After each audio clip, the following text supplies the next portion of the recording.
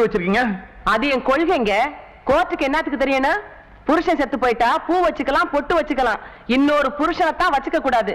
புரியுதுங்களா? பெரிய புரட்சிகரமான பொம்பளையா இருப்பீங்க போல் இருக்கு. புரட்சி எங்க ரத்தத்திலேயே ஊர்னதுங்க. போராட்டம் எங்க குடும்பத்துக்கு பந்தாட்டம் மாதிரி. என் புருஷன் மொழி போராட்டத்துல செத்தாரு, எங்க அப்பா சுதந்திர போராட்டத்துல செத்தாரு, எங்க பாட்டன் சிப்பாய் கழகத்துல செத்தாரு. ஆக உங்க குடும்பத்துல போராட்டத்துல இறங்காத பொம்பளை நீங்க தான் சொல்லுங்க. அம்மாவை தண்டிக்காதேங்கிற அட்டையை கையில பிடிச்சுக்கிட்டு கோர்ட்டுக்கு வெளியே குந்திக்கிட்டு தான் இருந்தேன்.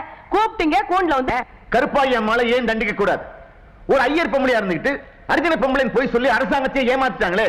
இப்படி ஒரு பெரிய அதிகாரியை போய் சொன்னா இந்தியாவுடைய அந்தஸ்து என்ன இருக்கு? அடையங்க நீங்க ஒண்ணு, இந்தியாவோட அந்தஸ்தையே நீங்க தான் இடுப்புல ஏத்தி வச்சுக்கிற மாதிரியும் புலம்புறீங்க.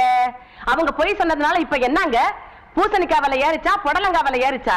தேசத்துக்கு என்ன நஷ்டம், இல்ல சனங்களுக்கு தான் என்ன கஷ்டம்னு என்னத்துக்கு இங்க போய் சொன்னாங்க? படிக்கிறதுக்கு, கோட்டையை பிடிக்கிறதுக்கா?